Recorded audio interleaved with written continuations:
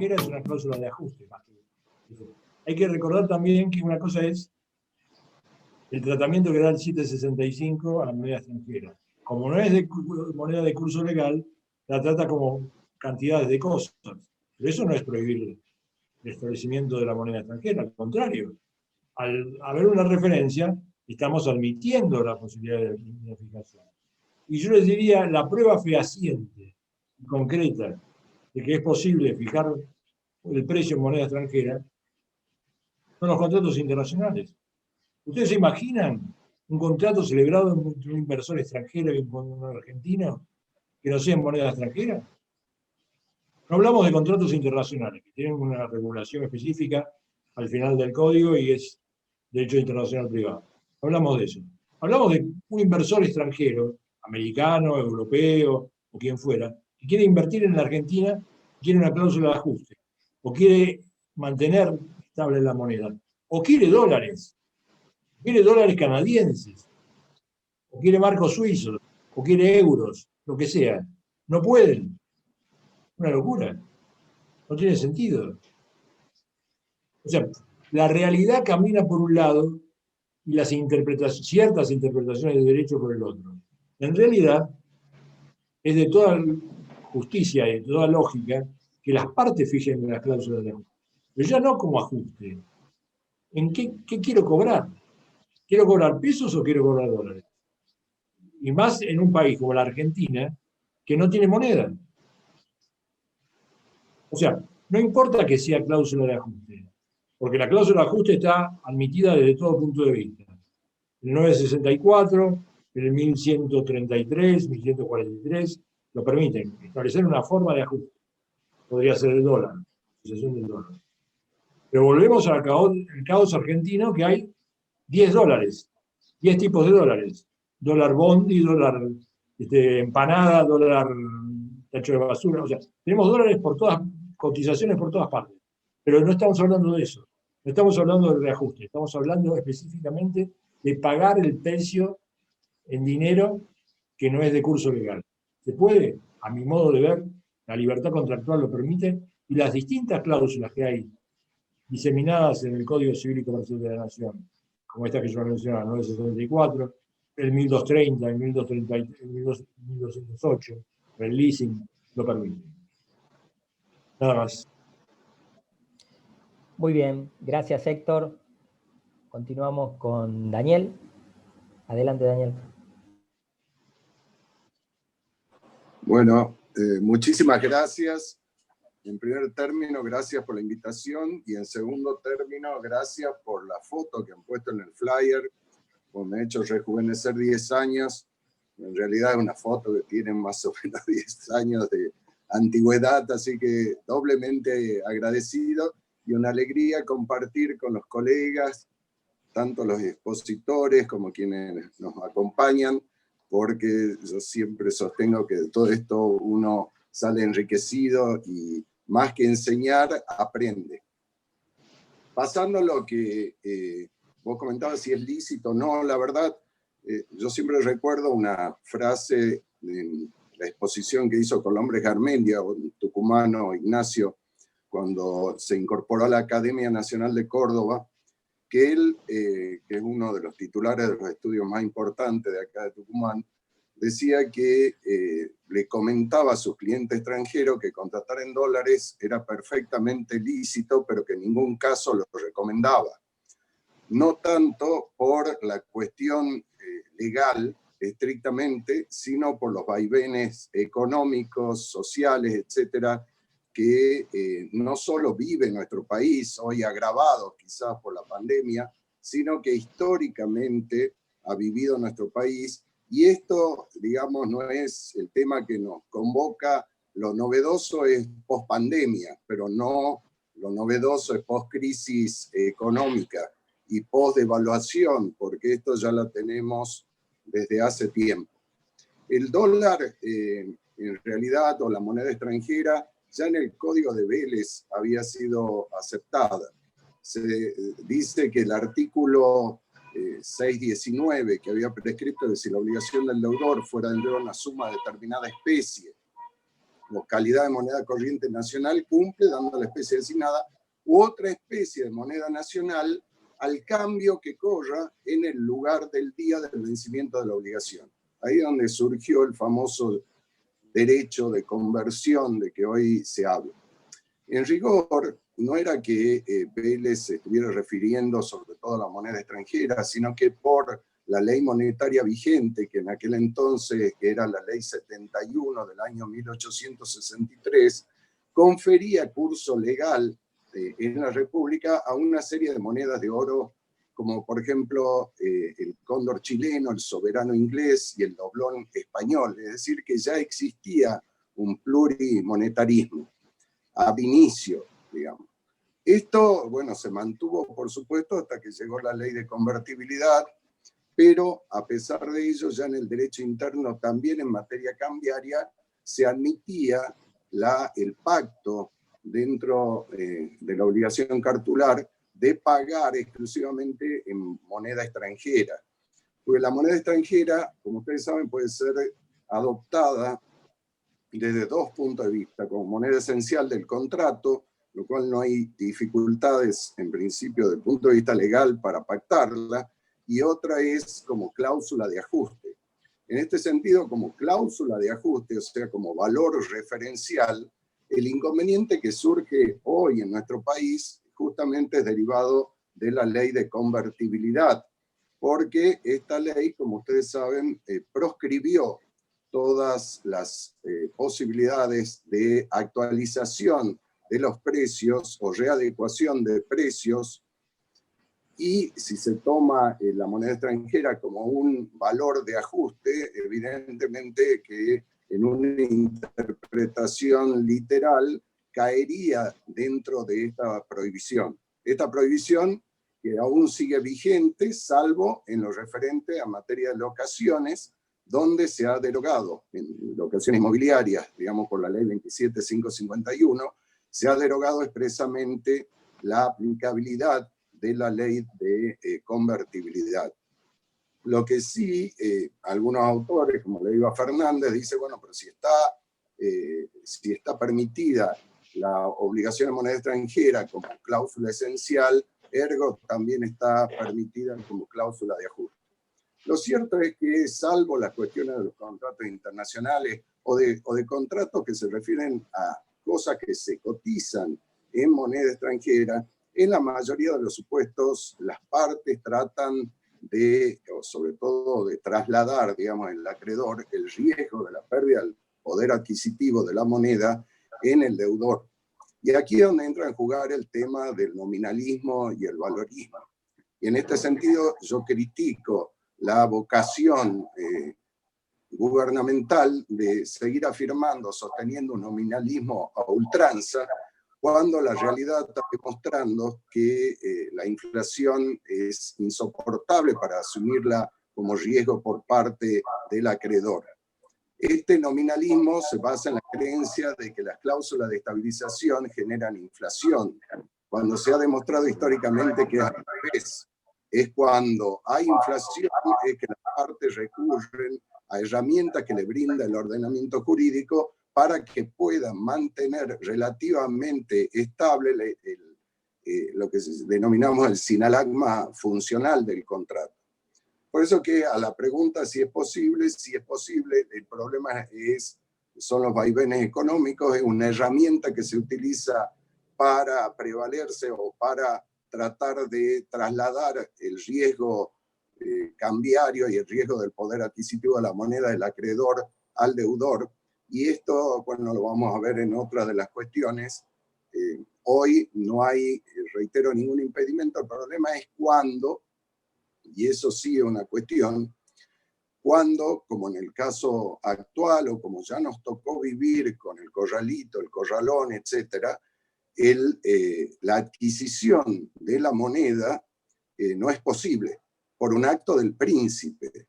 Es decir, porque si bien yo en el contrato me he obligado a pagar cierta cantidad de billete extranjero, normalmente en nuestro país de dólares americanos, de hecho no lo puedo conseguir o no lo puedo obtener en el mercado oficial de cambios, o en el mercado, en un mercado no regulado, sino que debo recurrir al mercado llamado blue o el mercado paralelo para adquirir esos dólares.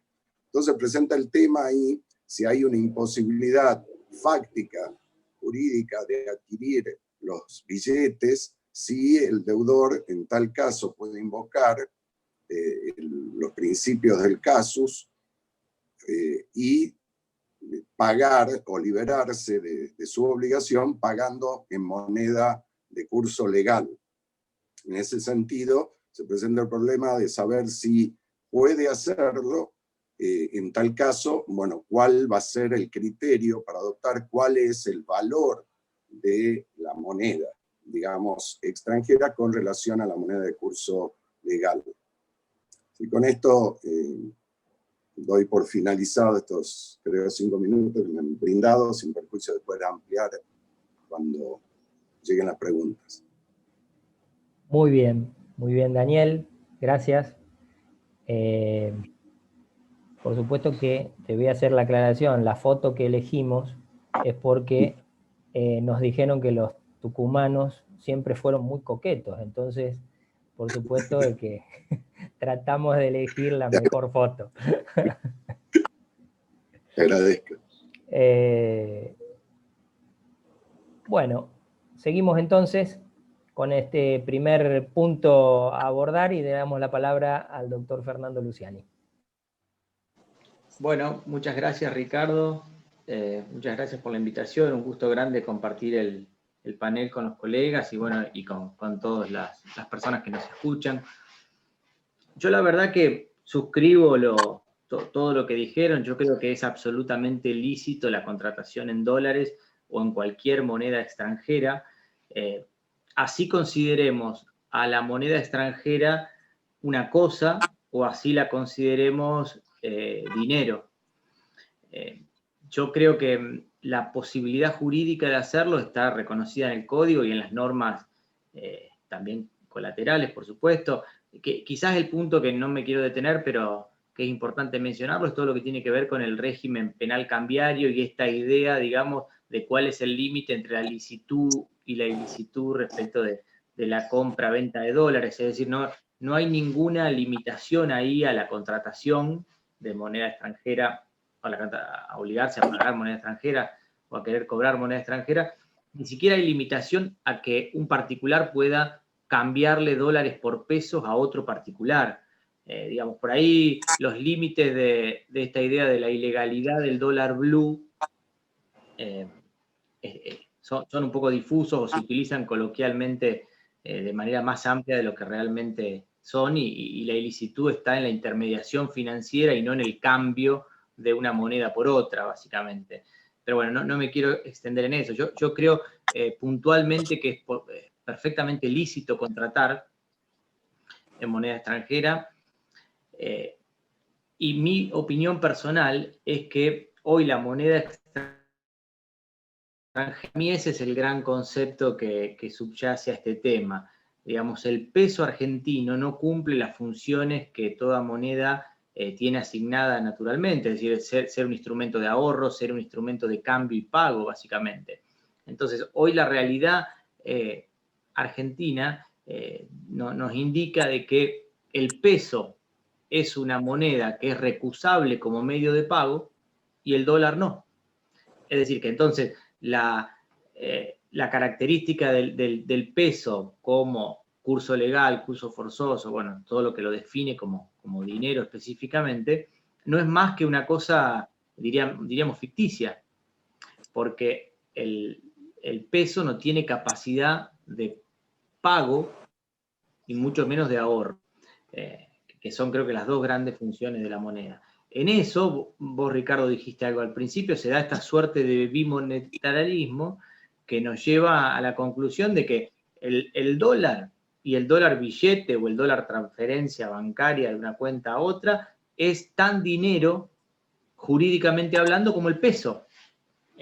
Entonces, si uno quisiera considerar que una obligación en moneda extranjera es una obligación de dar cantidad de cosas, bueno, perfecto, es también posible y eventualmente discutiremos el pago no por equivalente.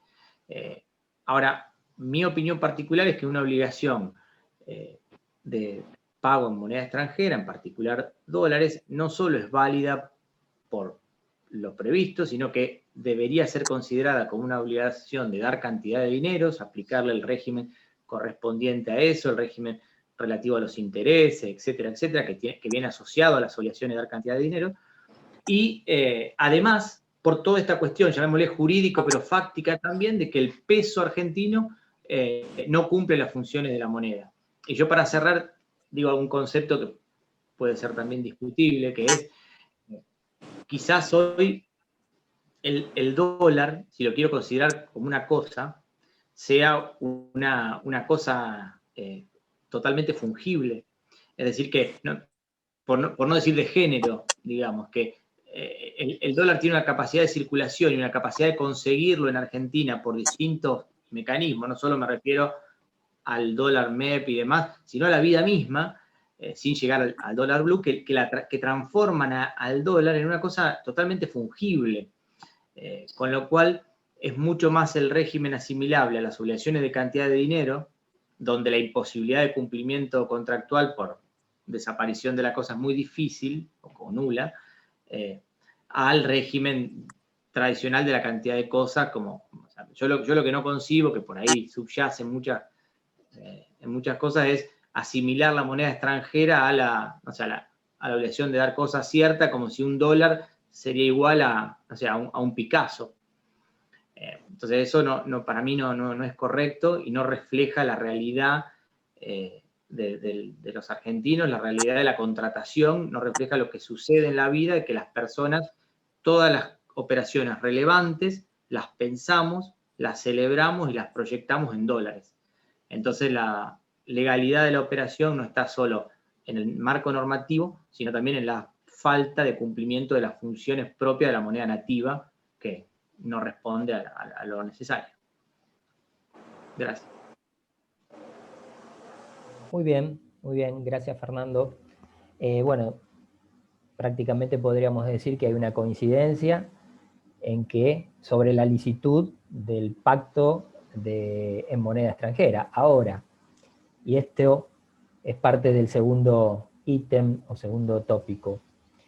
En todos los contratos, y entrando ya, digamos, en el terreno de la parte especial de los contratos, en todos los contratos es lícito pactar en moneda extranjera, o por el contrario, hay ciertos y determinados contratos donde no es lícito, o por lo menos no resulta conveniente hacerlo. Teniendo en cuenta, a lo mejor no tanto ya las normas específicas en materia de contratos, sino también algunas normas legales especiales, como puede ser, por ejemplo, la norma del derecho de defensa del consumidor. En este caso vamos a invertir el orden y, si les parece bien, empezamos por Daniel.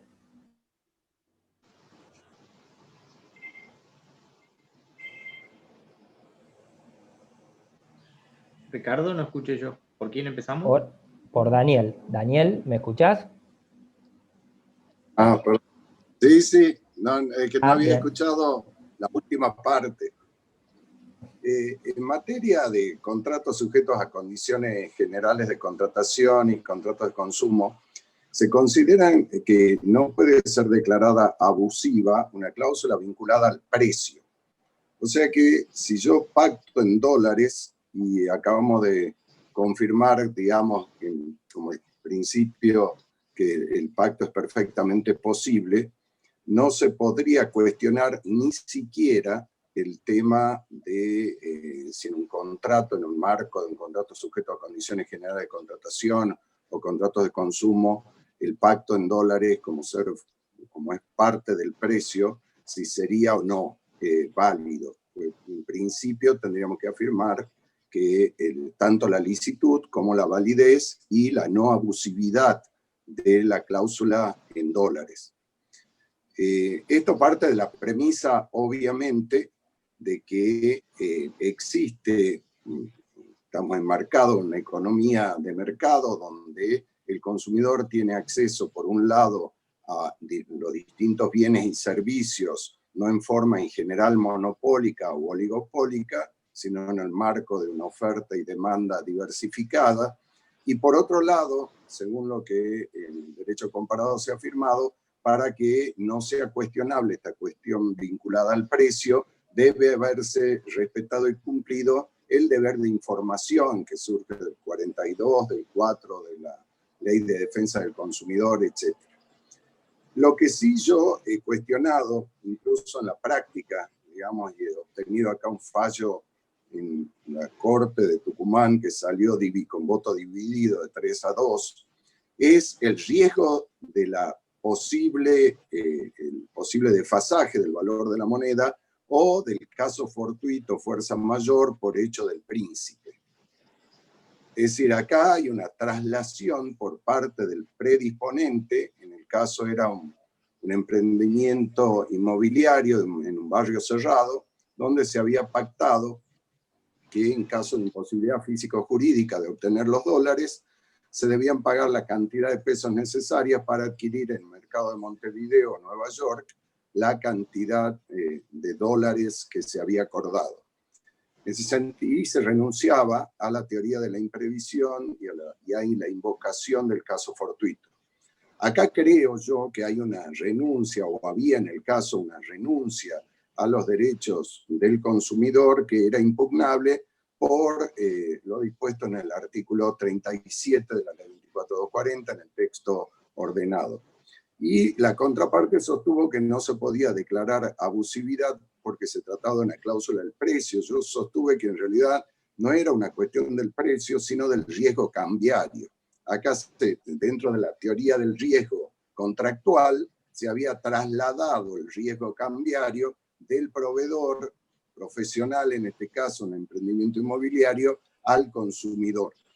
Y bueno, finalmente, reitero, con 3 votos, digamos, en primera instancia se hizo lugar a la abusividad, en segunda instancia se confirmó el fallo, y en la Corte de Tucumán salió dividida la cuestión, pero en la mayoría sostuvo que efectivamente la renuncia a la teoría de la imprevisión, al caso fortuito, fuerza mayor, esto transcurrió durante el corralito en la época de nuestra vicepresidente o presidenta.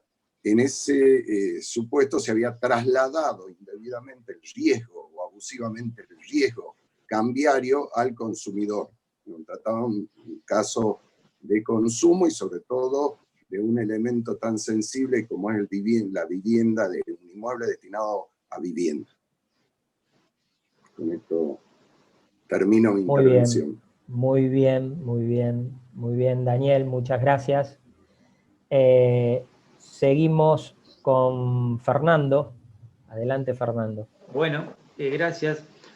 A ver, yo comparto todo lo que dijo Daniel, en particular la aplicación de la imposibilidad de modificar por los principios del derecho del consumidor el precio, y creo que eso es un principio esencial para que se sostenga el régimen del consumidor con el carácter intuitivo que hoy tiene y no se transforme en algo abusivo a favor del consumidor, ¿no es cierto?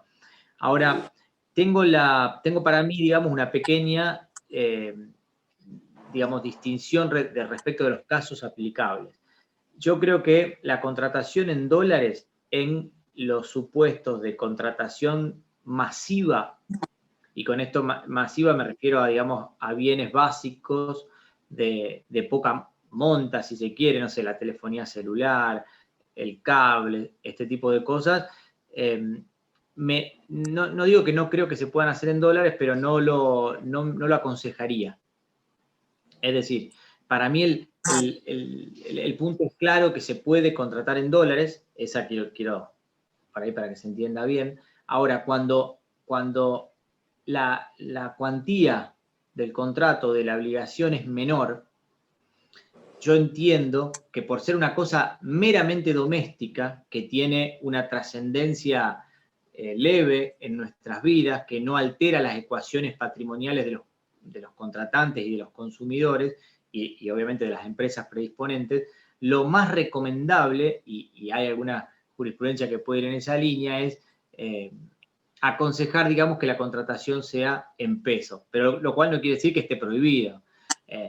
¿Y por qué yo también sostengo esa línea de pensamiento? Porque yo luego creo que si la obligación es en dólares, no hay elementos para ordenar el pago en pesos, ni siquiera por excesiva onerosidad sobreviviente, ni siquiera por riesgo cambiario, digamos, porque justamente el objeto esencial de la contratación ahí es el dólar. Entonces, tiendo a tratar de equilibrar esa cuestión por la dinámica comercial y decir, bueno, a ver, si estamos hablando de contratación de celulares, donde es realmente una de poca cuantía, me parece razonable que sean contrataciones en pesos, sobre todo porque es una cosa doméstica.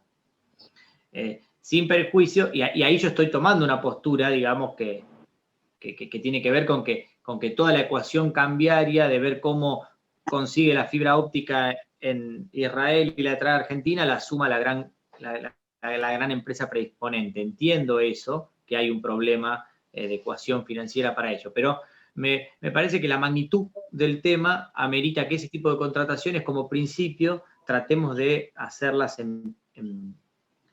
digamos, en peso. Ahora, cuando el tema tiene otra magnitud,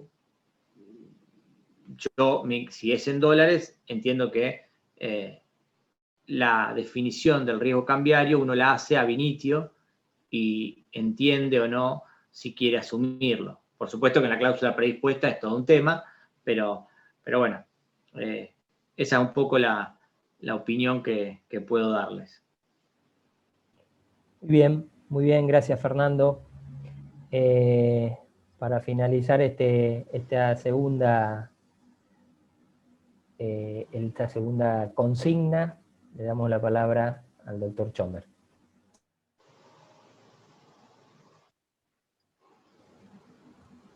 Gracias.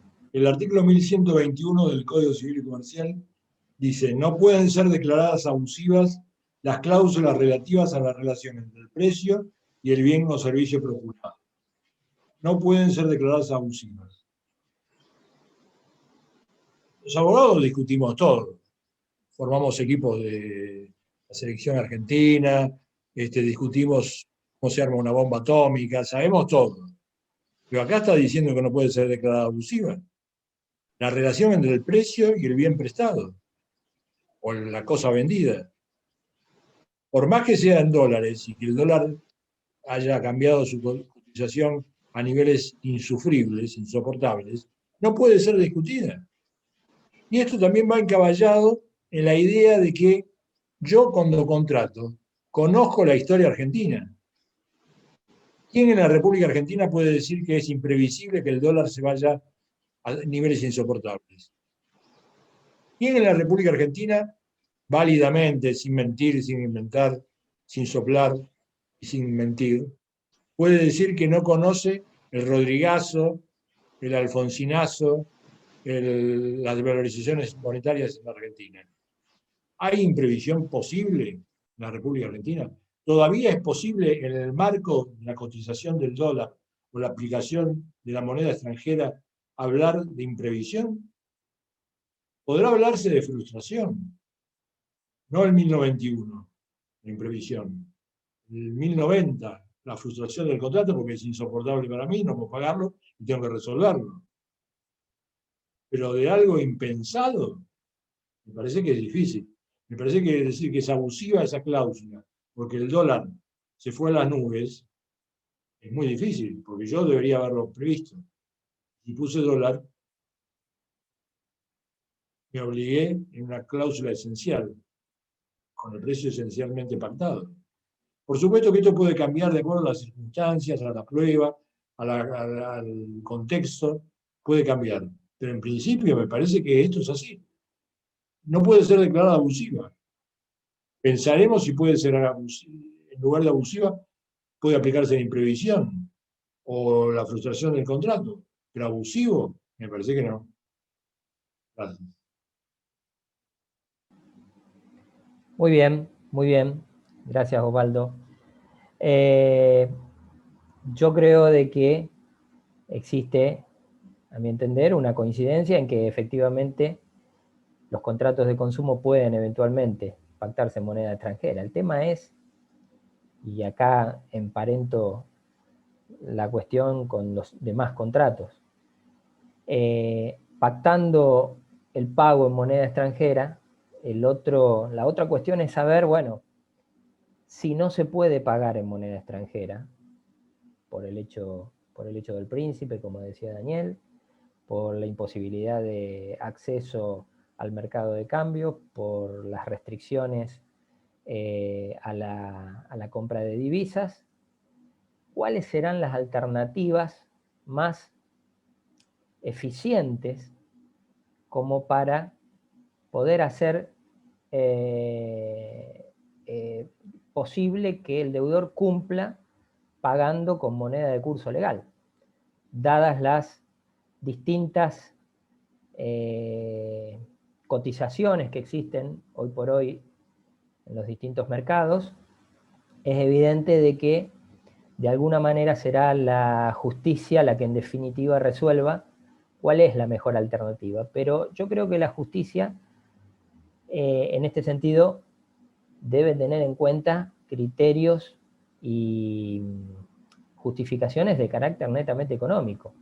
Y es ahí donde entran en juego otras cuestiones a valorar. Entonces, la pregunta y la consigna es cómo son o cuáles serán las distintas alternativas que se pueden de alguna manera contemplar como para posibilitar el cumplimiento de la obligación pactada en moneda extranjera con moneda de curso legal.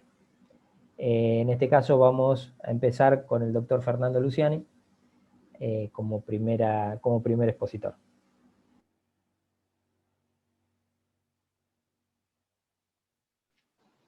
Bueno, gracias, Ricardo.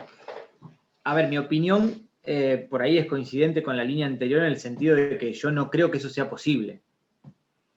Es decir, si la obligación está pactada en dólares, asumiendo lo que yo decía, que prácticamente el dólar es una cosa fungible y que hay muchísimas alternativas para conseguirlo, no creo que sea una opción válida mandar a pagar por equivalente.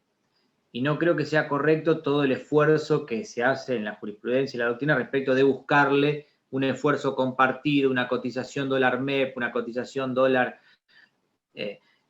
digamos, dólar el que sea, dólar solidario, bueno, con los fallos que hemos hecho. Entonces, yo para mí creo que el esquema más ordenado tiene que ser que si la obligación está pactada en dólares, hay que cumplirla en dólares. Yo hoy no encuentro un hecho del príncipe tal que me diga, mira, no podés conseguir dólares. Si yo pacté que tengo que pagar $10.000 billete y no los tengo en mi cajón y el banco de confianza mío no me los vende, lo puedo comprar, como ustedes saben, en el mercado bursátil. Lo único que voy a hacer es necesitar un poquito más de peso, pero eso no es problema del acreedor. Eso es problema del deudor. El que tiene que procurarse los medios para tener la prestación debida es el deudor, no es una cosa compartida entre el acreedor y el deudor.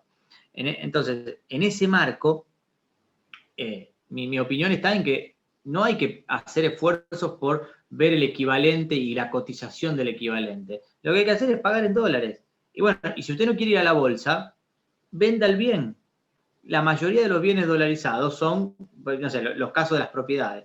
O sea, hace poco participaba en un tema que se discutía esto entre empresas, digamos, que después se termina acordando, pero estamos hablando que te compré un terreno que vale $250.000 y no tengo los dólares para pagarlo. Bueno, vende el terreno, alguien te va a pagar los dólares y yo me llevo esos dólares. Si los dólares están en la vida, los dólares están la gente dice en el colchón, en las cuentas corrientes. Entonces, no es que el dólar no existe. O sea, el dólar hay que verlo como una cuestión tan fungible como el propio peso. La única cuestión es que no lo podemos imprimir nosotros, pero en Argentina es el tercer país del mundo que tiene más cantidad de dólares después de Estados Unidos. Entonces, a mí me parece muy difícil llegar al extremo de sostener esto de la imposibilidad de cumplimiento por desaparición de las cosas o el hecho del príncipe, porque honestamente, si no tengo los dólares billetes porque no me los porque no me los vende el banco, tengo otras alternativas. Y la más simple y la más genuina de todas es decir, che, señor, usted compró un terreno, venda el terreno, alguien le va a pagar en dólares, cuando firmamos la escritura en el terreno, yo voy y me llevo mi parte. Y se cumplió la obligación. Entonces, esa, digamos, es una opinión que nos exime de tener que analizar un poco toda esta idea de cómo yo ecualizo o cuál es el equivalente o el tipo de cambio al que tengo que pagar. Yo creo que la obligación en dólares se paga en dólares. Si hubiese un hecho extraordinario que amerita la resolución del tema, será, pero nunca en nuestro caso el aumento de la cotización del dólar o la desvalorización del peso, que es lo correcto, hoy es un hecho imprevisto, extraordinario, como decía Héctor. Pero yo voy un paso más, o sea, yo no creo que hoy alguien pueda sostener que es imprevisible pensar que el dólar vale 200 pesos. La verdad que no es imprevisible, para nada. Al contrario, es totalmente previsible siguiendo el curso normal y ordinario de las cosas. Pero tampoco cabe el análisis para mí de la excesiva onerosidad sobreviniente. Porque eso sería en una obligación en dólares o en pesos. Si yo pacté dólares, la cantidad nominalmente convenida es siempre la misma. Obviamente no se me escapa el tema de la relación del dólar a lo mejor al bien adquirido. Pero como en nuestro país los bienes que yo adquiero en dólares tienen una correlación siempre con ese dólar, no le veo que haya un problema de excesiva onerosidad sobreviviente. El problema es siempre del dólar y de las cosas con los pesos que yo gano.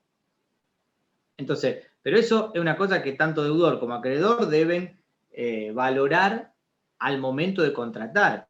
En algo el Banco Central da unos indicios en esto. Por ejemplo, y esto también tiene que ver con la diligencia del acreedor. Por ejemplo, los bancos, en el último tiempo, creo que hace unos 4 o 5 años, no pueden dar préstamos en dólares a una persona que no genere dólares por su actividad. Bueno, esa es una cláusula de prudencia que el Banco Central le impone al acreedor banco. Bueno, entonces yo como particular, como acreedor,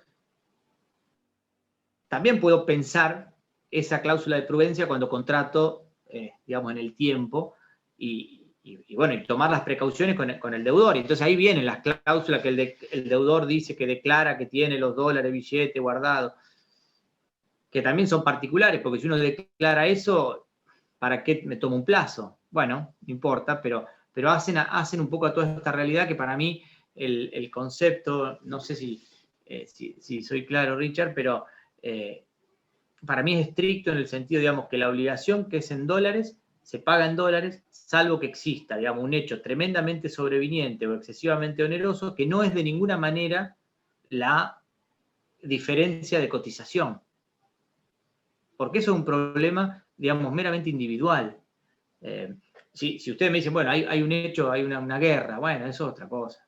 Pero nunca la desvalorización monetaria, por la historia que bien resumió el doctor Chomer, puede hoy autorizar a un deudor a pretender que pague a un dólar distinto al dólar billete. Y la jurisprudencia es diversa, ¿no es cierto? Pero si te tuviese que contestar, porque vos me presionás la pregunta como vos la formulaste, yo lo que creo que la única manera de contestar eso es decir, bueno, señor deudor, pague con la cantidad necesaria de pesos para que en el mismo acto ese deudor vaya y compre los dólares. Pero a mí no se me ocurre demandar así.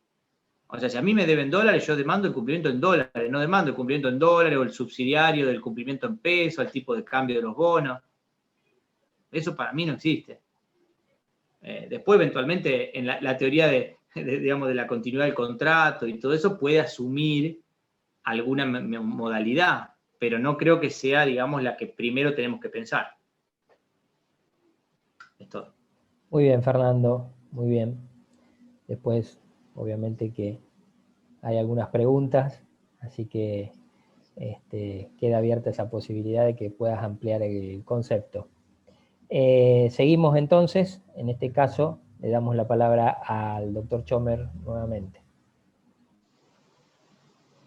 La respuesta a esta pregunta se enlaza con la idea de si es el 765 una norma imperativa o de orden público, más bien diría imperativa, o de carácter supletorio. Porque si fuera imperativa, el deudor puede cancelar la deuda en moneda extranjera, alternativamente pagando en pesos. Pero si fuera supletoria, las partes pueden dejarla de lado y establecer como cláusula esencial el pago de dólares. Yo creo que es una norma de carácter supletorio. Las partes pueden adoptar o no. Con lo cual, si el precio fue fijado en dólares, tiene carácter esencial el cumplimiento en dólares. Otra cosa muy diferente es si se puede o no se puede cumplir. Yo recuerdo perfectamente hace muchos años, en otra debacle argentina, yo era secretario, y se hizo una audiencia para conciliar las posiciones encontradas de las partes. Una quería cobrar en dólares. Era una subasta, por el caso que hace poco se falló en la sala D, en la sala C, perdón. Era una subasta. El comprador quería pagar en pesos, alternativamente de los dólares, aunque la subasta había sido vendido el bien en dólares. Y el síndico de la quiebra decía, no, tiene que ser en dólares. Entonces el comprador le decía al síndico, pero no puedo comprar dólares. Y el síndico le decía, pero sí puede comprar los dólares, porque en el mercado, como si fuera hoy, mercado bursátil, usted consigue dólares. Y el tipo le decía, bueno, le doy los pesos y cómpralos usted. Y así estábamos peleando, se conciliaron finalmente, no hubo gran inconveniente. Pero digo, si el precio fue fijado como condición esencial de cumplimiento de la obligación contractual, no puede ser pagado supletoriamente en pesos a la cotización que fuera. Hay que pagar dólares, porque es una condición de cumplimiento esencial. De modo que por más que se consigan, no se consigan, no sé, hay que pagar en dólares. Y si no se consiguen, o sea, se hace imposible el cumplimiento por una cuestión ajena a la voluntad de las partes, un acontecimiento extraordinario, es aplicable al 1090. La frustración del contrato. ¿No se puede pagar? Bueno, se frustró. Porque no consigue los dólares, porque no puede cumplir. Habrá daños y perjuicios, pero se frustró el contrato y se terminó el problema. Pero me parece que es una norma, la del 765, eminentemente supletoria, las partes pueden dejar de lado. Muchas gracias. Muy bien, muy bien. Gracias, Osvaldo. Y pasamos a Daniel. Sí, yo quiero acotar, digamos, para la gente que nos está escuchando, que toda esta problemática fue tratada con motivo de las Jornadas Nacionales de Derecho Civil en Bahía Blanca, las 25ª jornadas, donde ahí, por mayoría, se sostuvo que el artículo 765 no era una cláusula imperativa o un artículo de orden público que hacía el orden público económico, sino que era meramente supletorio. En realidad, yo en el trabajo que publiqué recientemente comentaba algo que se hablaba en los pasillos, que la introducción de este derecho a la conversión fue algo que se hizo en el marco del Ministerio de Justicia y que no estaba en el proyecto originario del Código Civil y Comercial, sino que fue una imposición más bien de tipo político que lo que habían opinado los primitivos redactores del Código Civil y Comercial. O sea que coincido en que 775 es simplemente supletorio y que si las partes han pactado, porque en esto hay que distinguir de nuevo si la moneda, el dólar, es una moneda esencial del contrato o es un valor de referencia. Si es una moneda esencial del contrato, entonces no se aplica el 765, en principio. Pero si se da algunos supuestos, o se dan los presupuestos de la excesiva onerosidad sobreviniente, y bueno, se podrá aplicar esta teoría y llevará eventualmente a un pedido de readecuación del contrato o resolución del contrato, según el caso, con lo cual que yo generalmente postulo que si se diera los presupuestos del rebus sic stantibus, bueno, que las partes traten de procurar un acuerdo, como lo que comenta el doctor Chomer, ocurrió en el caso que él refería, porque va a ser la mejor manera de recomponer la ecuación económica financiera del contrato. Creo que cuando se trata de cláusula de ajuste, naturalmente se puede pactar, digamos, se puede liberar el deudor pagando en pesos, en el caso, que no deja de ser la moneda de curso legal en la República. El problema, en rigor, de todo esto no es tanto si yo me puedo liberar en dólares, en pesos, el problema es la inflación. Es decir, el problema es y que el origen, la causa o el huevo de la serpiente no depende de las partes. O sea, es algo que el Estado externaliza en los particulares y hace que tengamos estas discusiones muy interesantes sobre cómo tratamos de paliar de pronto que haya una devaluación, que pasemos de 60 pesos a 200 pesos. Y esto es lo que yo digo, cuando no hay una moneda estable, las partes buscan algún tipo de resguardo, sobre todo el acreedor, que es el que soportaría de otra manera el riesgo de la inflación. El problema es que se recurre al dólar, pero tiene el inconveniente, por un lado, de que pueda haber un hecho del príncipe que impida la adquisición de dólares en el mercado oficial. En este sentido, se afirma, y nosotros dogmáticamente creo lo hacemos, de que el dólar blue es un dólar ilegal, porque está prohibida la comercialización. Yo lo que afirmo, un poco restringiendo esta concepción, es que la referencia al dólar blue que se publica en los diarios de mayor circulación no es ilegal, es más, el valor de plaza, con lo cual eventualmente se puede tomar como referencia sin perjuicio de que se desarrollan, por supuesto, cuando existe un hecho del príncipe, soluciones alternativas como el dólar bolsa, el dólar MEP, etc. Pero, reitero, este hecho del príncipe, bueno, es un casus. En realidad, lo que pasa es que no extingue la obligación porque es una obligación de género. Y el género, como decía el colega acá, no se extingue, con lo cual sí es posible adquirir el dólar. En realidad es más una cuestión de, eventualmente, de excesiva onerosidad sobreviniente que de caso fortuito. Por otro lado, se hace referencia a una moneda cuyo valor no depende de las partes, sino de múltiples variables económicas, hasta psicológicas, y no solo internas, sino también externas.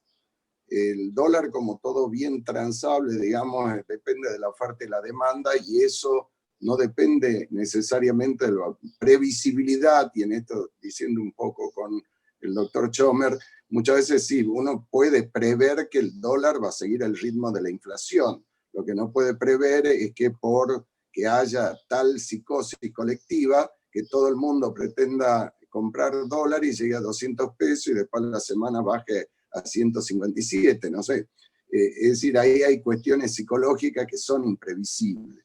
Además hay cuestiones también políticas, cuál es el ritmo, cuál es el plan económico, si se presenta uno, etc. El otro problema es que justamente el obligado, que normalmente el deudor a quien se traslada el riesgo de la pérdida del valor adquisitivo, no tiene ingresos en dólares, sino que normalmente son sus ingresos en pesos. Y además puede llevar también el pacto en dólares y la devaluación, etcétera, que haya un desfasaje. Si bien acá se mencionaba que si yo he comprado un inmueble, se mencionaba que si yo he comprado un inmueble a $250.000, sigue costando $250.000. la realidad ha demostrado que hoy el valor inmobiliario en general en el país han bajado un 30% del valor en dólares. Se habla, digamos, que hoy es mucho más conveniente adquirir un inmueble que lo que era antes de la devaluación. Y por otro lado, por eso también reafirmando que no comparto totalmente que sea previsible, es previsible que se devalúe. Lo que no es previsible ni deseable es que se devalúe como se devalúa. Ahí en uno de los fallos se habló de que ni siquiera el dólar oficial es predecible. Y yo he tomado la curiosidad de indagar en los últimos 3 presupuestos de cuál era el valor del dólar previsible oficialmente y ninguno coincidió con la realidad, es decir, con el ejecutado. Si uno fuera purista, es decir, ¿cómo no le voy a creer al Estado? ¿Cómo no voy a creer a la ley que han aprobado diciendo que el valor del dólar oficial, cuando en realidad nunca es cierto? Es decir, yo creo que nosotros tenemos cierta posibilidad de previsibilidad y yo a mi edad ya he vivido muchísimas crisis, pero nunca dejo de sorprenderme. Es decir, nunca llegamos, creo, y ya no es jurídico lo que voy a decir, sino es un pensamiento personal, nunca nos terminamos de sorprender lo que pasa en este país y lo anormal que podemos ser. Entonces, en ese sentido, creo que hay cierta imprevisibilidad, o por lo menos si era previsible e inevitable, que puede llevar a la aplicación de la teoría de la imprevisión y del esfuerzo compartido. Lo que sí me gustaría acotar es que esta aplicación o la teoría de la imprevisión tiene que tener cuidado en que no transforme al supuesto perjudicado en beneficiado. O sea, que no demos vuelta, y ya la Corte de la Nación en algún fallo había dicho que la teoría de la imprevisión, en un caso de un banco que había pedido fondos en el exterior y que debía devolverlo en dólares, y le habían planteado la imprevisión, ha dicho no, si no puede ser que de pronto el que era beneficiado y que debe restituir los fondos en dólares se vea perjudicado cobrando una suma inferior a la que realmente se le debía. Es decir, hay que ver de que en aplicación de esta teoría no se cambien los roles, pero el sinalagma funcional continúe quebrado. Nada más. Bien, bien. Muchísimas gracias, Daniel. Y justamente el último punto propuesto, o la última consigna propuesta, era precisamente esta que en cierta medida ya adelantaron los expositores y termina de ampliar Daniel sobre si el incremento en la cotización de la divisa extranjera podría dar lugar a la aplicación de la teoría de la imprevisión. Dadas las circunstancias y dado que bueno, Daniel acaba de expresarse sobre el tema, le doy la palabra como para que en 2 minutos el doctor Chomer y el doctor Luciani, si quieren agregar o ampliar algo más al respecto, lo puedan hacer. Yo quisiera agregar sencillamente que cualquier parche, incluso la teoría de imprevisión, es una teoría afiatada, consensuada, cuya jurisprudencia está asentada en la nación. Cualquier problema que querramos resolver en cuanto a la cotización del valor del dólar va a ser para peor, porque son parches. El esfuerzo compartido fue un parche extraordinario por la debacle del 2001, y fueron parches. Todo está mal, ya no ganó nadie. El perjudicado fue más perjudicado, un 70 o un 30%. Sinceramente son parches que no sirven para nada. Lo mismo sucede en las quiebras, donde hoy no se permite o se piensa que no se debe distribuir fondos que sean dólares. ¿Por qué no se pueden distribuir dólares? Y porque son cosas y se distribuye dinero. Busquemos con la mejor voluntad lo que beneficie al acreedor, una vez. Pues si perjudicamos a alguien, el que se va a perjudicar va a ser el acreedor, que no va a cobrar, o va a cobrar una moneda que no existe. Entonces, nosotros armamos ideas para resolver el problema que trae la economía, ideas jurídicas. ¿No será hora de armar algo para mejorar en la economía? Porque si no, todo lo que armemos jurídicamente no resuelve el problema, porque la economía sigue siendo una debacle. La teoría de la imprevisión aplicada o el esfuerzo compartido aplicado a la situación actual es un parche que no resuelve nada. Obviamente, si alguien inicia un juicio, un proceso judicial, habrá que sentenciar y algo habrá que decir. Pero en realidad, tomemos conciencia que no resolvemos absolutamente nada con las teorías jurídicas que inventamos. Lo que hay que resolver es otra cosa. El problema fundamental es la economía. Muy bien, muchas gracias Osvaldo. Fernando, ¿querés agregar algo sobre la posibilidad de recurrir a la teoría de la imprevisión en estos casos? Bueno, a ver, creo que un poco yo lo dije al principio, ¿no es cierto? No, yo no creo que hoy sea un hecho imprevisible la cotización del dólar. Porque, para empezar, el dólar no tiene cotización. Lo que pasa en la vida real es que nuestros pesos, pobrecitos, compran menos dólares. Pero bueno, bien explicó Daniel que puede haber indudablemente desfasajes en relación a la excesiva onerosidad, y bueno, ahí entonces abre una puertita, pero no creo que sea simple. Un poco por ahí mi opinión es que hoy no hay acreedores y deudores desprevenidos respecto a lo difícil que es conseguir dólares, no los hay. Entonces, si uno pacta en dólares, como principio agotemos las instancias para cumplir en dólares. Y si no, resolvamos el contrato. Yo te devuelvo la casa, vos me devolvés los dólares, resolvamos el contrato. Antes de que salir a perjudicar a alguien readecuándolo con algún criterio X. Sí, Héctor. No, estoy totalmente de acuerdo con vos. Lo que pasa es que quieren forzar la aplicación de la teoría de imprevisión. En realidad tiene que ser un muchacho de 18 años analfabeto que no sabe leer, escribir y que no mira televisión, que no leyó nada de historia, que no sabe la cotización o la historia argentina. Porque imprevisible no es imprevisible. Será la frustración del contrato. El contrato frustrado puede estar frustrado, obviamente. Se frustró porque yo no puedo pagar como comprador los dólares que había prometido. Se frustró. Eso puede ser. La imprevisión me parece difícil. Estoy con vos. Correcto. Sí. Hoy en la práctica yo también lo que veo es que hay un parate, porque como un poco creo que tanto lo que decía Daniel como Héctor, que no hay una pauta clara y que sean todos parches, en la práctica el crédito y las operaciones de mediano plazo están inactivas, porque yo la verdad no lo hago para mí, ni puedo considerar, ni puedo asesorar a nadie respecto de qué va a decir el juez que me toque si alguien me debe dólares. Como yo no le puedo garantizar eso a un cliente, no le puedo garantizar que el juez le va a decir sí o sí tiene que pagar en dólares, porque puede ser que alguno diga, no, mire, páguele en dólares, pero al valor de la cotización del Banco Nación más el 35% del impuesto. Matame si soy el acreedor.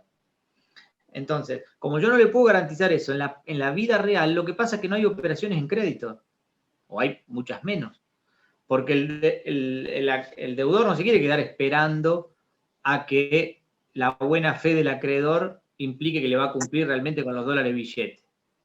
Entonces, para mí es muy importante lo que decía Héctor ahí, en el sentido de que la jurisprudencia tiene que fijar una pauta muy, pero muy clara y tiene que ser casi con fuerza de ley para que el comercio se reordene.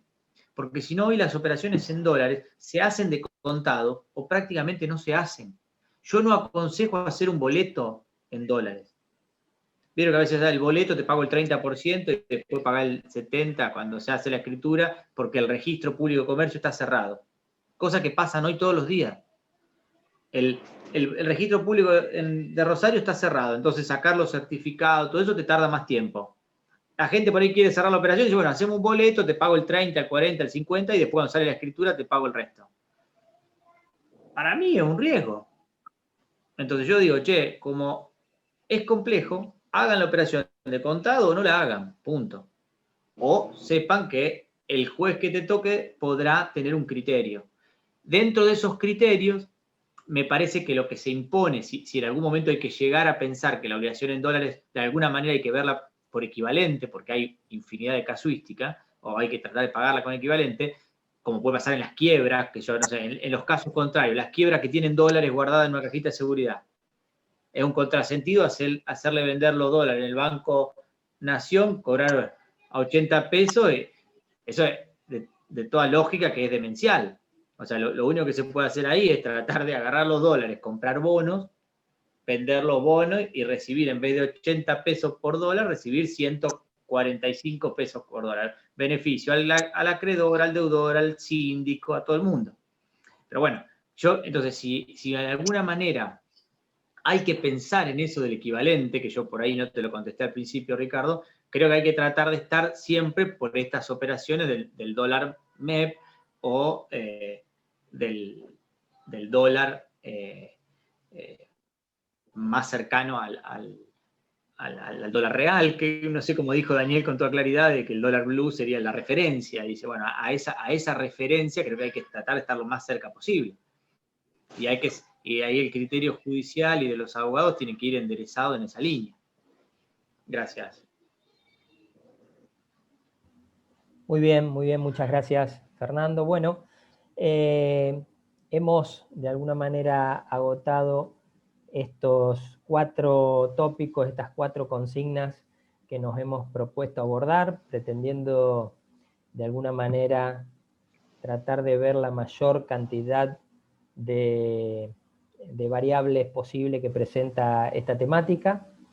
Por supuesto que el tema da para más, pero bueno, la idea ahora es abrir la posibilidad de que ustedes, los presentes, el auditorio, pueda formular alguna pregunta como para, a lo mejor, con el aporte de nuevas ideas, tratar de lograr ese cometido. Así que abrimos la posibilidad de preguntar. Yo les voy a pedir de que, en la medida de lo posible, si tienen la manito a mano, que la pueden identificar rápidamente, la señalen como para que yo pueda ver quién está interesado en hacer una pregunta, y si no, lo puede hacer directamente a través del chat, así yo le doy la palabra. ¿Me escucharon al final? ¿O se cortó?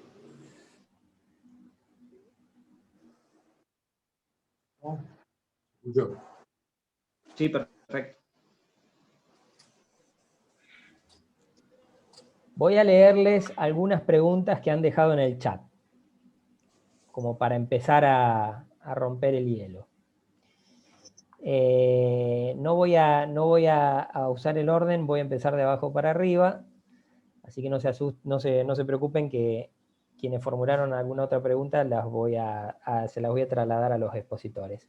El doctor Mario Holland pregunta: ¿cómo se interpreta el artículo 2189 del Código Civil y Comercial, que impone, que dice debe, la expresión de los valores en, por ejemplo, las hipotecas en dinero?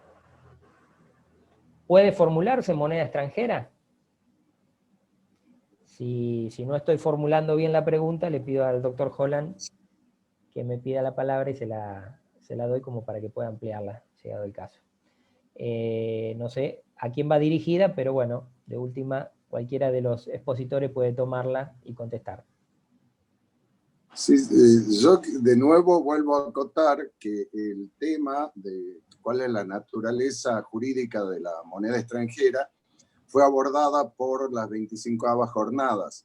Y allí se dijo que la moneda extranjera es una especie de moneda, es decir, está dentro del género moneda, pues si no, si consideramos literalmente como cosa, bueno, entramos, la verdad que en una serie de problemáticas, ya en vez de compraventa sería permuta, si es moneda extranjera, ya la mora no produciría el devengamiento de interés, en fin, una serie de cuestiones que ha llevado a que justamente una de las conclusiones de la comisión que trató el tema dijo: la obligación de moneda extranjera está encuadrada en la categoría de obligación de dar suma de dinero, con lo cual es una obligación de dar suma de dinero, con lo cual no habría luego ningún impedimento, y de hecho se lo hace, de celebrar una hipoteca en moneda extranjera.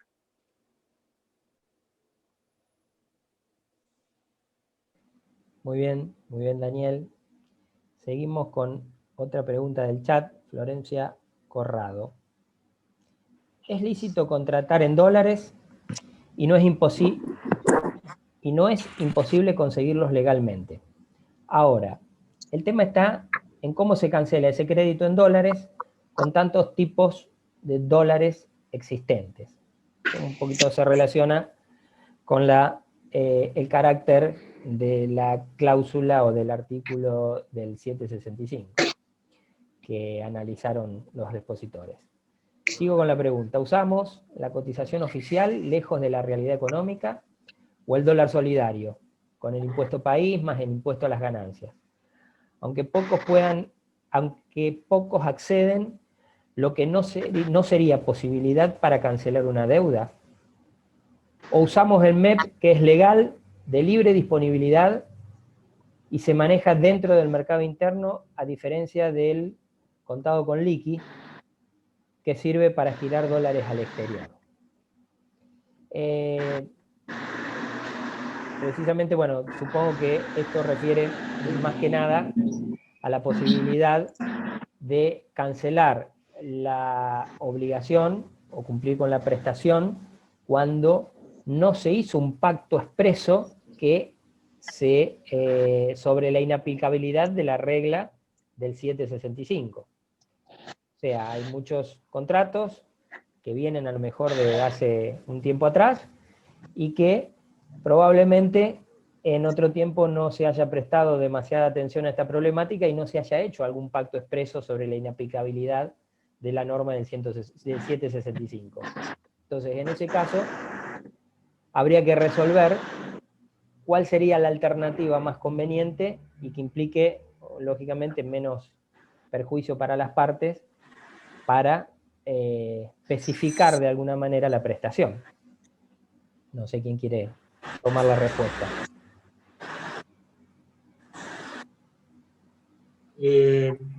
Contesto yo en defecto, pero se cortó un poquito la pregunta. La respuesta va a ser relativa. Si estoy equivocado y escuché mal, corríjame. Si querés te Hoy la formulo. se consiguen dólares en la República. Sí. Dale. La pregunta, creo yo, apunta a que si partimos de la base de que la norma del artículo 765 es una norma supletoria y no tiene carácter de orden público, y puede ser dejada sin efecto por las partes, o puede pactarse la inaplicabilidad por las partes, el problema es cuando esa inaplicabilidad no se pactó. Y entonces tenemos vigente la norma, tenemos la posibilidad de cumplir en moneda de curso legal, y ahí tenemos que recurrir a alguna manera de lograr esa de equivalencia que hablaba Fernando. Entonces, ¿cuál sería la alternativa más viable entre tantas que hoy el mercado nos ofrece? Si el deudor tiene que pagar con dólares, tiene que ir al mercado a comprar dólares, comprará seguramente los que sean más convenientes para él. En el caso argentino, el MEP, el bolsa. El dólar bolsa es el más conveniente, creo yo. Por Fernando tiene otra idea, pero me parece que el más conveniente es el dólar bolsa. Pero es un tema de contexto.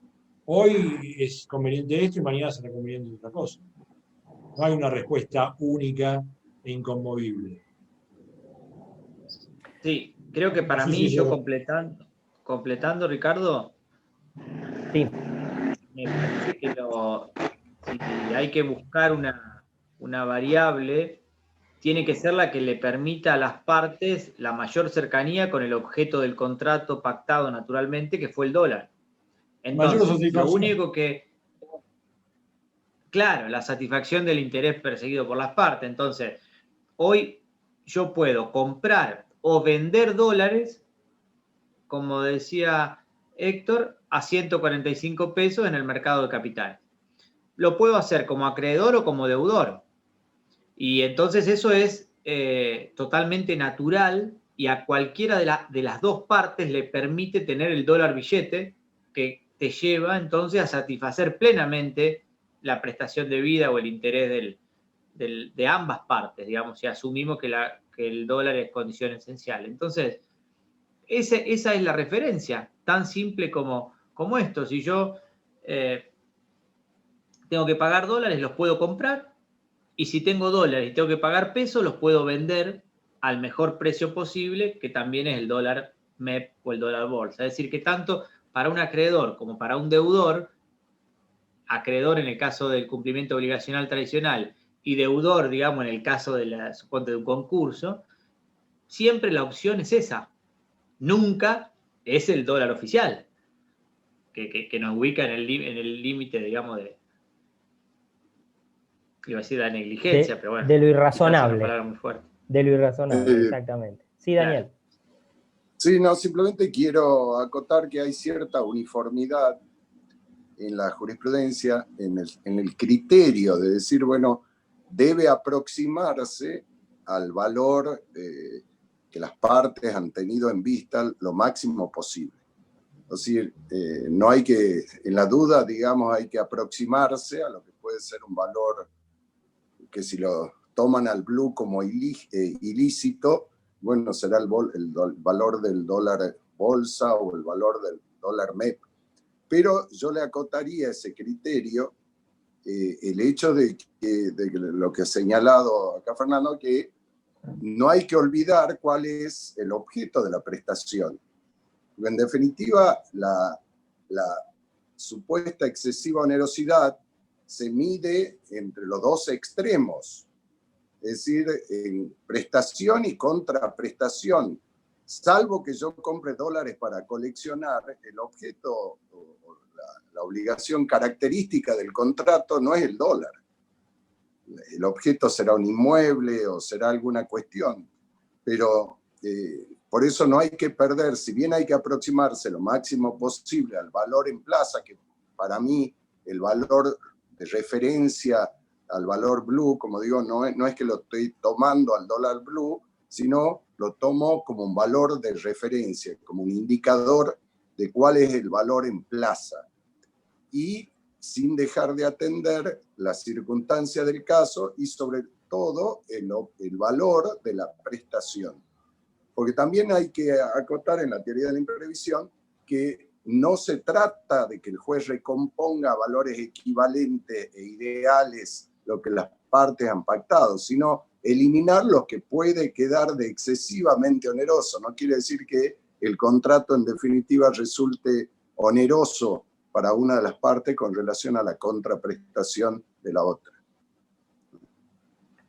Muy bien, gracias. Gracias, Daniel.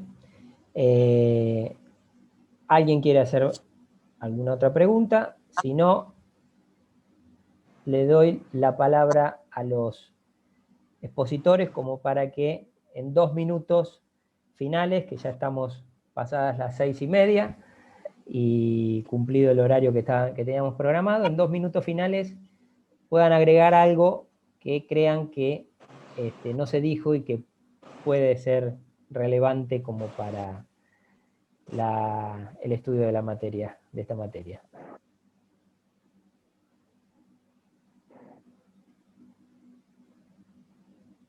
Adelante, doctor Chomer. O simplemente decir que es opinable que la teoría de imprevisión funcione, que arregle algo. Creo que lamentablemente, en el caso en que se plantea la excesiva onerosidad sobreviniente, reducir a parámetros en que las partes puedan cumplir o soportar es inviable en algunos casos, no siempre, no mecánicamente, pero es muy difícil. Y la mayoría de las veces lo que resultará de ese problema, de esa excesiva onerosidad sobreviniente por un acontecimiento extraordinario y ajeno a las partes, será la frustración del contrato. Porque reducirlo, readecuarlo, será muy, muy difícil, porque estamos hablando de cotización del dólar como parte del precio cotización del dólar como parámetro de actualización monetaria, y cualquier cosa va a perjudicar a las partes, a una o a otra. Lamentablemente esto es así. Fíjense ustedes, la única ley que está vigente y que habla de actualización monetaria, o que supone una actualización monetaria en definitiva, es la ley Martínez-Raimonda. Ley que tiene un artículo que dice que nadie pagará por un bien más de lo que ese bien vale en el mercado actual. Esto se hizo, porque como ustedes saben, en alguna época, el que compraba un tractor o un automóvil terminaba pagando en cuotas, en cada cuota 10 automóviles. O sea, la segunda cuota yo pagaba 10 automóviles, la tercera cuota pagaba 20 automóviles, la cuarta cuota pagaba 30 automóviles. Era una locura. Con lo cual la ley Martínez-Raimonda llevó a parámetros razonables las cosas. Esto es, la cuota que yo pago es la décima parte, son 10 cuotas, la décima parte del valor actual en el mercado de la cosa. Es la única ley que está vigente. Aferrémonos a esa ley y tratemos de considerar las cosas a través de esto. Claro, si los precios se desmadran, inusitadamente, inexplicablemente, tampoco va a servir esa ley. Pero es la única que nos puede dar una respuesta adecuada. La imprevisión, yo lo veo dudoso. Creo que vamos más por el camino de la frustración del contrato y que todo vuelva atrás, hacia el pasado, antes del contrato. Si es posible. No habrá daños. Pero entendamos esto. El problema no es la ley. El problema no somos nosotros los juristas. El problema es la economía. La ley de concursos no es una ley económica. El Código Civil y Comercial no es una ley económica. Trata de resolver las contiendas y muchas veces la solución es peor que el problema. Muchas gracias. Muy bien, Osvaldo.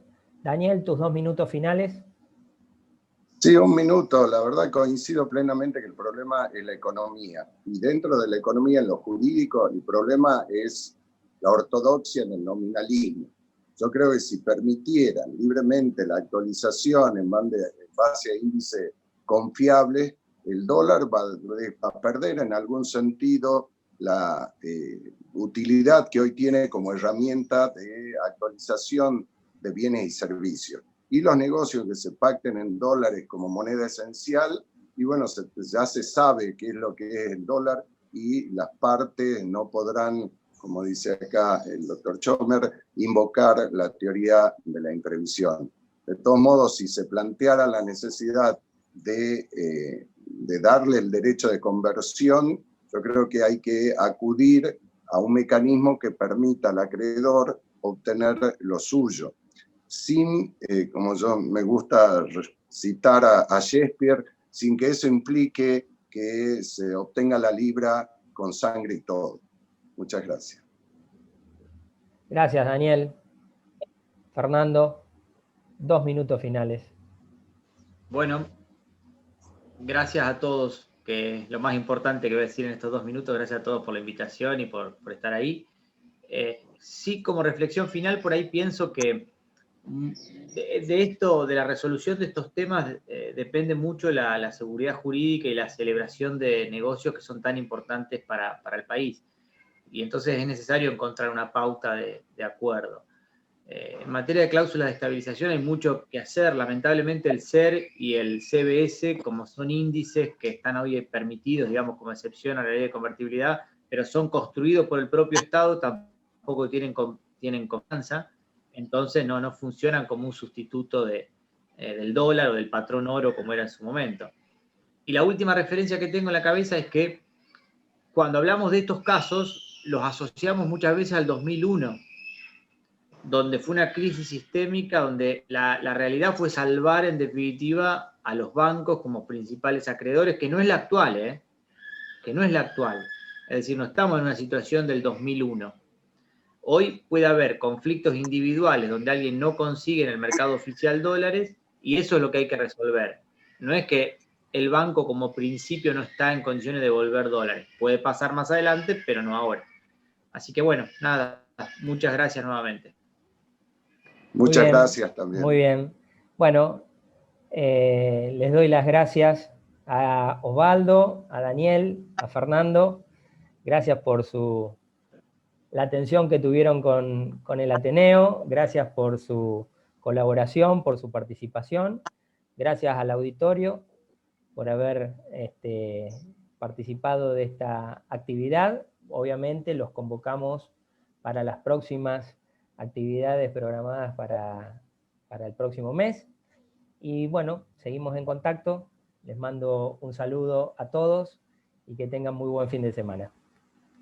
Nos estamos viendo. Muchas gracias. Gracias por la invitación. Hasta luego. Muchas gracias a todos. Gracias a ustedes. Hasta luego. Muchas gracias.